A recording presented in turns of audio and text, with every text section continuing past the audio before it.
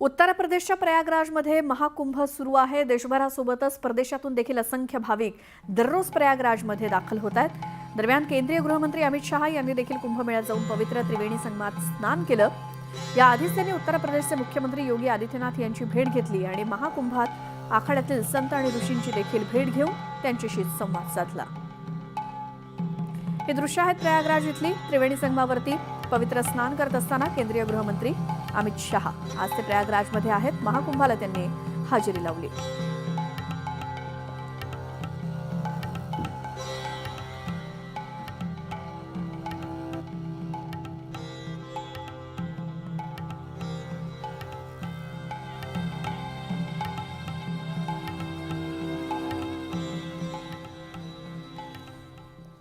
तर या सगळ्या संपूर्ण राज्यभरातल्या देशभरातल्या सविस्तर घडामोडी या बुलेटिनमध्ये आपण बघितल्या। यानंतरच्या बुलेटिनमध्ये संपूर्ण राज्यातल्या प्रत्येक जिल्ह्यातल्या कानाकोपऱ्यातल्या बातम्या आपण वेगवान स्वरूपात बघणार आहोतच। या सगळ्या बातम्या जर तुम्हाला पुन्हा बघायच्या असतील तर त्यासाठी न्यूज 18 लोकमतच्या YouTube चॅनलला सबस्क्राइब करायला विसरू नका। यानंतर अशाच काही वेगवान बातम्यांचा आढावा घेणार आहोतच, मात्र त्याआधी नजर टाकूयात महत्त्वाच्या बातम्यांवर।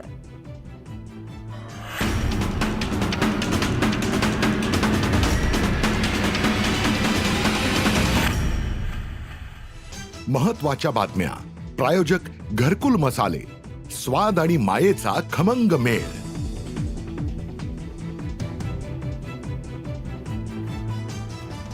मी परिवहन मंत्री असेपर्यंत भाडेतत्वावर बसेस घेणार नाही। परिवहन मंत्री प्रताप सरनाईकांचं मोठं वक्तव्य। दरवर्षी 5000 स्वमालकीच्या बसेस घेण्याचा मानस।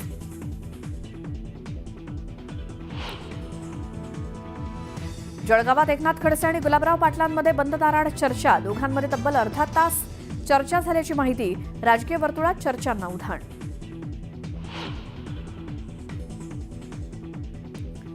मुख्यमंत्री देवेंद्र फडणवीसांच्या हस्ते मोबाईल फॉरेन्सिक व्हॅनचं लोकार्पण। व्हॅनमुळे गुन्ह्यांची प्राथमिक तपासणी करण्यास होणार अत्यंत महत्त्वाची मदत। संतोष देशमुख हत्या प्रकरणातील आरोपी सुदर्शन घुलेला एसआयटी कोठडी। 31 जानेवारीपर्यंत कोठडीत ठेवण्याचे कोर्टाचे आदेश। पालघरमधील शिवसेनेचे पदाधिकारी अशोक धोडी 7 दिवसांपासून बेपत्ता। अपहरणाच्या दिवशीचा कारचा सीसीटीव्ही व्हिडिओ समोर। सीसीटीव्ही पासून काही अंतरावरती अपहरण झाल्याचा कुटुंबियांचा दावा।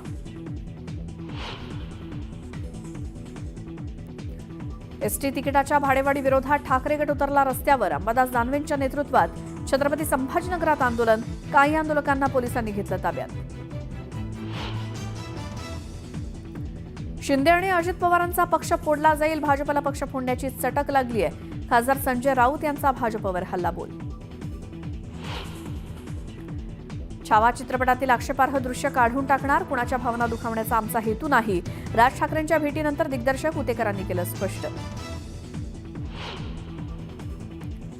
लग्नाला घरच्यांचा नकार असल्यामुळे मुंबईत प्रेमी युगुलाची आत्महत्या। विक्रोळी रेल्वे स्थानकावर एक्सप्रेस खाली उडी मारून संपवलं जीवन। पोलिसांकडून घटनेचा अधिक तपास सुरू। केंद्रीय गृहमंत्री अमित शहांचं कुंभस्नान। महाकुंभ मेळ्यात अमित शहांनी केलं पवित्र स्नान।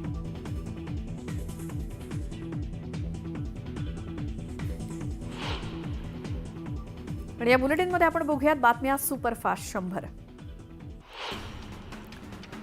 परिवहन मंत्री प्रताप सरनाईक यांनी एक मोठी घोषणा केली। मी परिवहन मंत्री असेपर्यंत एकही बस भाडेतत्वावरती घेणार नाही असं मोठं विधान सरनाईक यांनी केलं। तर दरवर्षी 5000 स्वमालकीच्या बसेस घेणार। याला अर्थमंत्री अजित पवार यांनी तत्वतः मान्यता दिली असं देखील सरनाईकांनी सांगितलं। 4 वर्षांपासून छावा सिनेमाचं काम सुरू आहे। लेझिम हा आपला पारंपरिक खेळ आहे, मात्र त्यावरून वाद होत असल्यास वादग्रस्त आणि आक्षेपार्ह असलेली दृश्य आम्ही काढून टाकू असं वक्तव्य छावा सिनेमाचे दिग्दर्शक लक्ष्मण उतेकर यांनी केलं। छावा चित्रपटातल्या एका डान्समुळे वाद निर्माण झाला। या प्रकरणी छावा सिनेमाचे दिग्दर्शक लक्ष्मण उतेकर यांनी राज ठाकरेंची भेट घेतली। सिनेमा संदर्भात राज ठाकरेंची भेट घेत त्यांच्याशी चर्चा केल्याची माहिती समोर आली आहे। छत्रपती संभाजी महाराज यांच्यावर आधारित असलेल्या छावा सिनेमाच्या पडताळणीसाठी विशेष शोचं आयोजन करण्यात आलंय। ट्रेलरवरनं उठलेल्या वादंगामुळे मुंबईत 29 जानेवारी रोजी विशेष शो दाखवला जाणार आहे। सैफ अली खानवरील चाकू हल्ला प्रकरणाच्या तपासात आता नवीन ट्विस्ट आलाय. आरोपी शरीफुलला पश्चिम बंगालच्या नदिया छपरा इकडनं सिम कार्ड घेतल्याचा दावा केलेला होता. याचा तपास करण्यासाठी मुंबई पोलिसांचं पथक नदिया छपरा या ठिकाणी गेलंय. त्यानंतर कुकुमोनी जहांगीर या 4 वर्षाआधीच मृत पावलेल्या व्यक्तीच्या नावानं बनावट सिम कार्ड घेतल्याचा समोर आलंय. सैफ अली खानवर हल्ला करणाऱ्या आरोपी मोहम्मद शरीफुलच्या हाताचे ठसे पोलिसांनी जमा केलेल्या सॅम्पलशी जुळत नसल्याचं समोर आलंय. सैफ हल्ला प्रकरणाचा मुंबई पोलिसांकडून तपास सुरू आहे. सैफच्या बिल्डिंग आणि फ्लॅटमधील 200हून अधिक फिंगरप्रिंटचे नमुने घेण्यात आले होते, पण यातील बहुतांश सॅम्पलशी आरोपीचे फिंगरप्रिंट्स जुळत नसल्याची माहिती समोर आली आहे.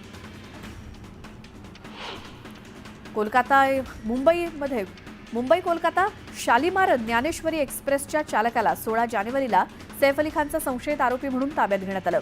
खऱ्या आरोपीला पकडल्यानंतर त्याची सुटका करण्यात आली आणि पोलिसांच्या कारवाईनंतर त्याचं जीवन पूर्णपणे विस्कळीत झालं असून तो बेरोजगार झालाय असं त्याने सांगितलं.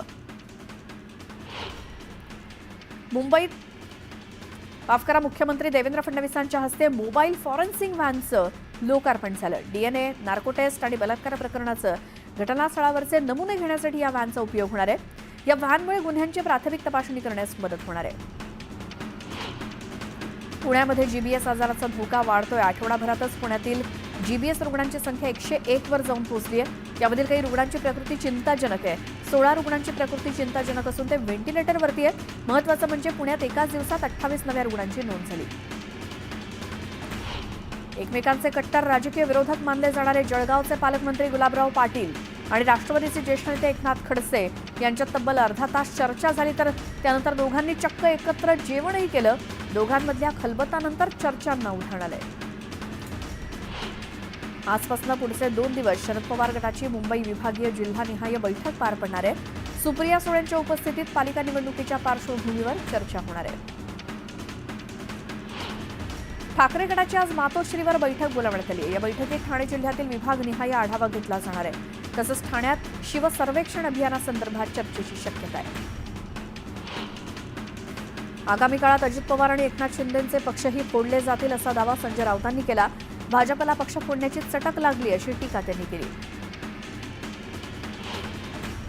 सोलापुरात शरद पवार गटाला मोठा धक्का बसलाय. शरद पवार गटाचे ओबीसी नेते रमेश बारसकर शिवसेनेच्या वाटेवर असल्याची चर्चा आहे. एकनाथ शिंदेच्या उपस्थितीत 2च दिवसात पक्षप्रवेश करण्याची शक्यता वर्तवली जाते. रायगडात ध्वजवंदनाच्या कार्यक्रमादरम्यान अनिकेत तटकरेंच्या उपस्थितीवर माजी आमदार पंडित पाटील यांनी आक्षेप घेतला. अनिकेत तटकरे मंत्री आदिती तटकरेंसोबत व्यासपीठावरती उपस्थित होते. अनिकेत तटकरेंनी प्रोटोकॉल पाळला नाही असा आरोप पाटील यांनी केला. महायुतीतील पालकमंत्रीपदाचा वाद चव्हाट्यावर आला. आम्ही प्रामाणिकपणे काम केलं, मात्र कुणी अंगावर आलं तर त्याला शिंगावर घेऊ असा थेट इशारा भरत गोगावलेंनी सुनील तटकरेंना दिला. खासदार ओमराजे निंबाळकर शिवसेनेच्या वाटेवर असल्याची चर्चा रंगली. अशातच धाराशिवच्या जिल्हा नियोजन समितीच्या बैठकीत ओमराजे हे महायुतीचेच असल्याचं वक्तव्य परिवहन मंत्री प्रताप सरनाईक यांनी केलं. यावरती ओमराजे निंबाळकरांनी सुद्धा हसून प्रतिसाद दिला. त्यामुळे ओमराजेंच्या मनात नेमकं काय याची चर्चा राजकीय वर्तुळात सुरू झाली आहे. राज्यात बऱ्याच घटनांमध्ये अल्पवयीन मुलांकडून गंभीर स्वरूपाचे गुन्हे घडतात. पुण्यासोबतच बारामतीसारख्या ठिकाणी अल्पवयीन मुलांकडून हत्या करणं, दहशत माजवणं अशा घटना वाढल्या आहेत. याबाबत अजित पवारांनी चिंता व्यक्त करत अल्पवयीन मुलांकडून होणाऱ्या गुन्ह्यांमध्ये कठोर शासन करणार असे संकेत दिले. महाराष्ट्र राज्यातील प्रलंबित स्थानिक स्वराज्य संस्थांची